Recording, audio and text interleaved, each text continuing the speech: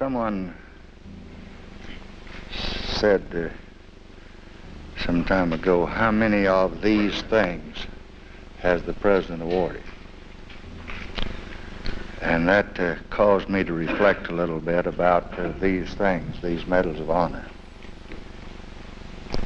There are some 4.5 million people that make up the defense of this country, military and civilian. And in the history of the Congressional Medal of Honor, there have been something like a little over 3,000 awarded. And this president has awarded, I believe, less than 30.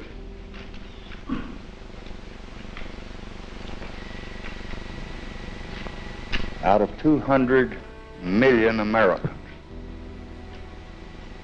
I have awarded only 30 Congressional Medals of Honor.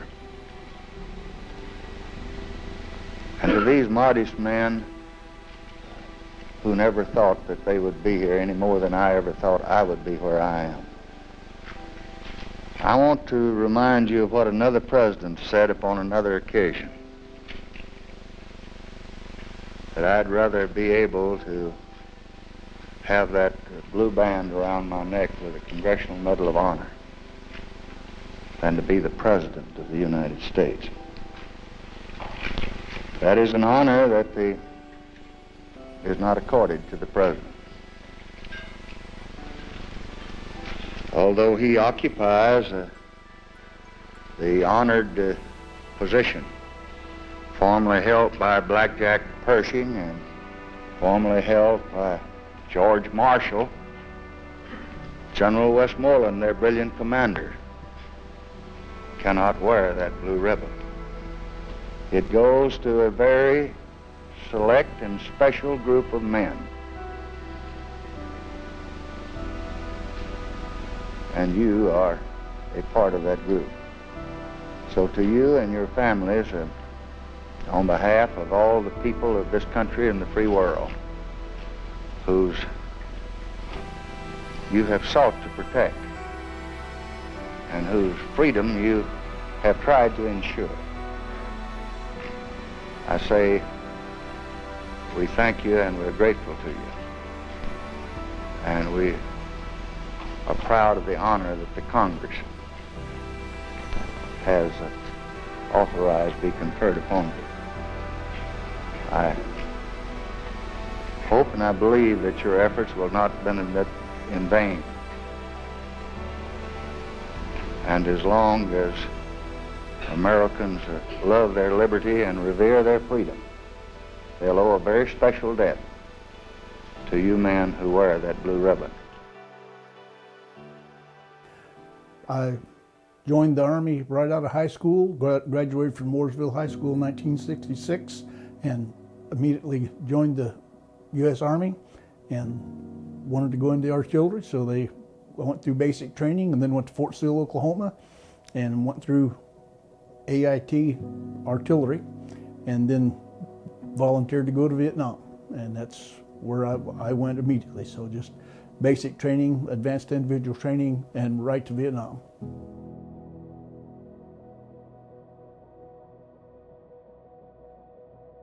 My original orders in Vietnam was to go up north with, and I can't remember the unit up north, but they said, oh, that's way up north.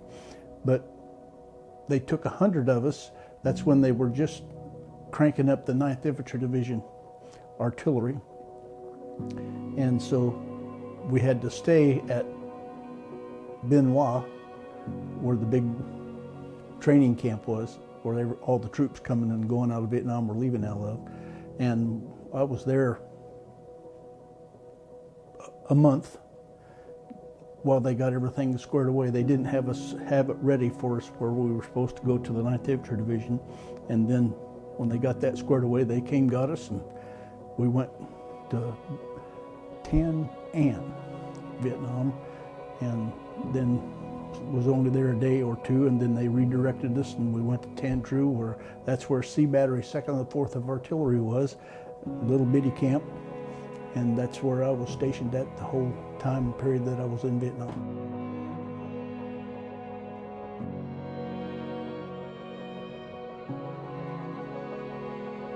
Up to that point, it was regular duty.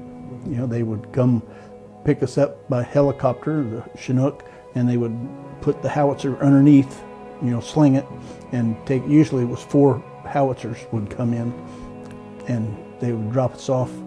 Sometimes we went pretty far up north. Just depend. Sometimes we helped the Marines even. They were on a big op, and they would pull us, and so we got to see a lot of the country and meet a lot of the troops. And then on November the 18th, 1967, they took us down farther down into the Delta and set us up, and they told us that there was a reinforced heavy weapons battalion of NVA across the river, and it was our job to protect our infantry. That's what the artillery's job is. And so we did. We set up, did normal firing because the infantry was out doing their job, and then that night was when the battalion of NVA decided they were going to take us out. So that's when they started coming across the river. 150 to 200 at a time would come across the river and run at us, and we did our job as soldiers. And the next morning, we were here, we were still alive. So we did our job. We did the best job we could. I swam across the river because 3 of my brothers were across the river. They were all infantry. And I could see Gwendell Holloway stand up, and he waved his boonie hat at me and said, "Don't shoot, I'm a GI." And I just was crushed because I thought they were all either on our side or they were all dead. And obviously there were 3 that weren't, so I knew I had to go get them. So by that point, my back was broke, my ribs were crushed, I was shot 30 times by beehive darts from my mid-thigh up to my 4th lumbar vertebra in my back. And the beehive was our round because my guys, the gun behind us, thought that I was dead because we got hit hard by an RPG round. And they seen that, and they seen it blow me away, and they thought I was dead. Well, the enemy came across the river and was trying to turn my howitzer around to fire the rest of our guys. So that's when my guys did their job. They fired the beehive to clear the position. Well, I wasn't dead yet. That's really what saved my life, because the enemy would have shot me again and stabbed me with the bayonets. That's what they'd been doing. And when the beehive hit me, it woke me up. And I rolled over into my foxhole, and I'm laying there, and I had this real loud buzzing in my head. Couldn't see that great, and then I don't know how many minutes it took for my head to clear because of the explosions. But as I got my things together in my brain, I raised up and I could see the enemy. And I got to do my job. So I grabbed my M16. I had 12 clips of ammo, and I started doing my job. Well, it wasn't enough. So I looked at my howitzer, and my howitzer had been hit by their RPG, and it was crippled, but I thought, well, maybe I can get 1 round off. So I loaded it up and waited for them to come again, and when I fired it, well, it fired, but it rolled over me, and that's what broke my back, because it hit me really hard, but it did its job. So I fired a few more rounds, but I was away from it. Well, I tried to get as far away from it as I could when I fired it, and it worked satisfactory. The next morning, there were 43 of us artillery GIs, and the next morning there was only 1 man that was not wounded, and the rest of us were all wounded, but none of us were killed. Thank you, sir. We were all wounded, and I woke up in the hospital in Camp Zama, Japan, and that's where they the doctor there showed me the handful of the beehive darts that they had dug out of my back, and the AK-47 round they took out of my leg, and they were going to send me home. And I said, no, I need to go back and be with my brothers. Well, they contacted General William Childs Westmoreland, and Westmoreland had been a World War II veteran, and Westy and I had met several times prior to that, just by thank you, sir. And so we'd become friends. We were as close of friends as a private and a general can be.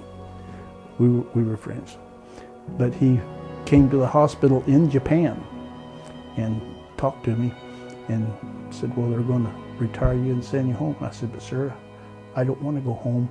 I need to go back to Vietnam and be with my brothers. Because he was a combat veteran also, he knew the importance to your soul to be able to be with your brothers. And that's how I got to go back to Vietnam. So they sent me back to the hospital in Saigon, and the deal was that as soon as I could walk, I could go back to my unit. Well, within a week or so, I was walking, very painfully, but I was walking, and they sent me back to my unit, and I got to be with my guys. The downside of that, because everybody had been wounded, almost all of them had been sent home, so we had all new guys.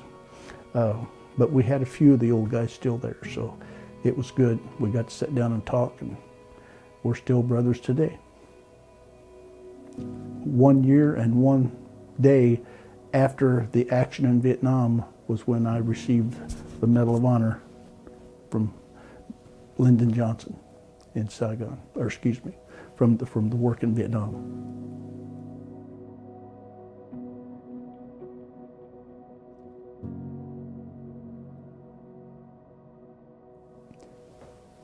To me, the Medal of Honor represents love, because I'm not a brave man. I swim across that river to get my brothers, not because I was big, bad, and brave, because I'm not. I swim across that river because I loved my brother. And that's what gave me the strength. And the one above gave me the power to do that, to go get my brothers. And I did. Thank you, sir.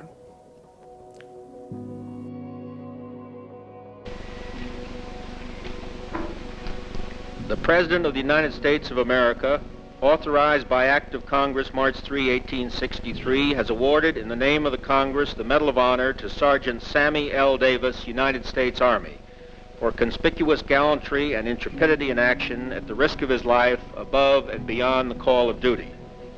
Sergeant Sammy L. Davis distinguished himself on November 18, 1967, while serving as a cannoneer with Battery C, 2nd Battalion, 4th Artillery, west of Kai Lay, Republic of Vietnam. At approximately 2 o'clock in the morning, the fire support base came under heavy enemy mortar attack. Simultaneously, an estimated reinforced Viet Cong battalion launched a fierce ground assault. The attacking enemy drove to within 25 meters of the friendly positions. Only a river separated the Viet Cong from them. Detecting a nearby enemy position, Sergeant Davis seized a machine gun and provided covering fire for his gun crew. Despite his efforts, an enemy recoilless rifle round scored a direct hit upon the artillery piece. The blast hurled the crew from their weapon and blew Sergeant Davis into a foxhole. He struggled to his feet and returned to the howitzer, which was burning furiously. Disregarding a withering hail of enemy fire, he aimed and fired the howitzer, which rolled backward, knocking him violently to the ground. Undaunted, he returned to the weapon to fire again, when an enemy mortar round exploded near his position, injuring him painfully. In complete disregard for his own safety, Sergeant Davis loaded and fired 3 more shells into the enemy. Disregarding his extensive injuries and inability to swim, Sergeant Davis picked up an air mattress and struck out across the deep river to rescue 3 wounded comrades on the far side. While the most seriously wounded soldier was helped across the river, Sergeant Davis protected the 2 remaining casualties until he could pull them to safety. When we got hit, I was unconscious, and when I woke up, there I was, and I thought they were fireworks or something, because my mind was still from the explosions. And I'm laying there, and that's what helped wake me up more, was the tracers, and I could start hearing people screaming and hollering, and that's what I wonder where I am. And when I raised up, I could see where I was, and that's when I started doing my job. Because my back was broke, I mean, it was still working, but it hurt really bad to walk. So that's why I knew I had to have something to help get me across, and I used my air mattress. Well, the air mattress, because of all the bullet holes in it, didn't hold air, but the pillow on the old air mattress, that still held air. So that's what I rolled off into the river with, and it was enough to keep me afloat. Went across, stashed it in the bank. I could see where Gwendell was. I knew where Gwendell was, and I made my way. Now the enemy was still doing their job, but I made my way to where last I'd seen Gwendell, and when I got there, he was in a foxhole, and the other two men were there too. So I started pulling them back to the river. I took 2 across, and then 1 across. They can help a tiny, tiny bit, but all of us helping each other made it back across. His outstanding heroism and leadership were in keeping with the highest tradition of the United States Army and reflect great credit upon himself and the armed forces of his country.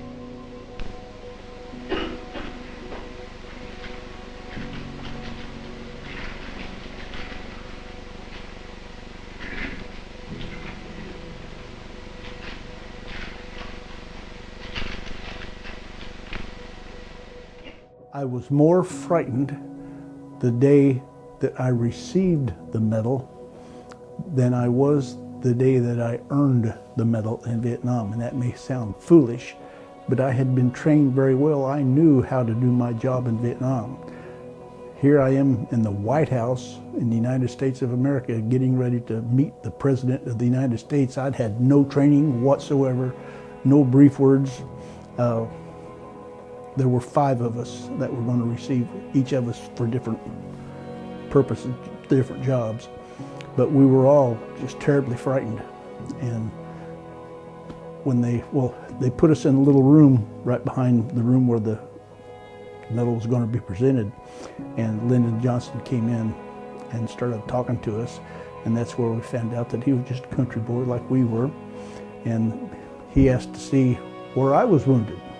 Well, I was wounded on the buttocks, and I didn't want to pull down my trousers and show the president, so I just kind of pulled it down, and you could see 3 or 4 of the beehive doll, which beehive are just, you know what a beehive is?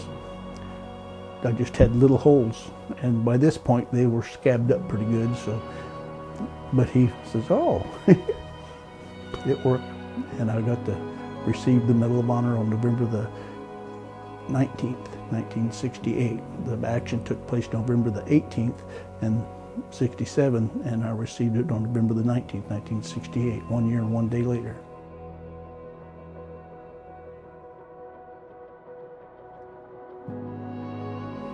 In 2016, we went to Vietnam and had a meeting. Their State Department worked with our State Department and set up a meeting. They found 5 of my former enemy that were there that night. And that was one of the things that we talked about, was the beehive round and how efficient that it was. They also asked if I still had my harmonica. And I said, well, yes, I do. And they said, would you play it for us? And they asked me to. I played Shenandoah that night, specifically in Vietnam, and they still remembered it, and they said it was just so beautiful. So I played Shenandoah for them.